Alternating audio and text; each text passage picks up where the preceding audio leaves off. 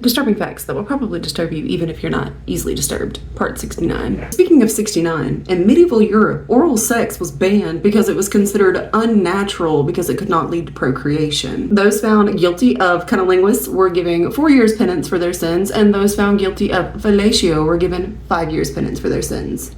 Could you imagine? Your dude is like, come on, just one time, nobody's ever gonna know, and then boom, you're in prison for half a decade. On November 27th, 2023, Aurora Hartley went into preterm labor at 27 weeks. She unfortunately gave birth to a stillborn. The baby was sent for an autopsy and then it was sent to be cremated. When Aurora came to pick up her daughter's cremated remains as well as her baby blanket as a keepsake, when she opened the baby blanket, her daughter's actual remains were in the blanket.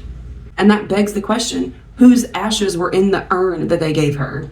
Kara Knott was an American student who disappeared on December 27th, 1986. On December 28th, her body was discovered at the bottom of a ravine. She had been murdered, and her killer, who was a police officer, was interviewed while he was covering the murder investigation.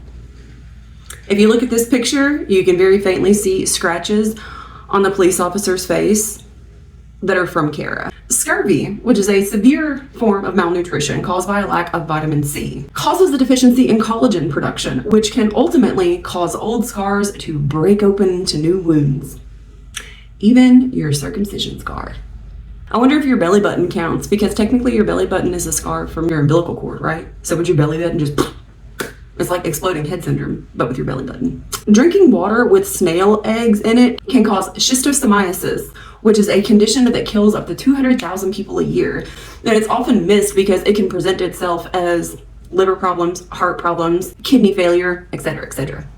Don't drink stagnant water. You're gonna end up with a belly full of snail eggs and dead. An octopus is flexible enough to enter your mouth, navigate your digestive system, and leave through your anus. Of course, your stomach acid would disintegrate it before it got very far, but it'd be one hell of a party before it did.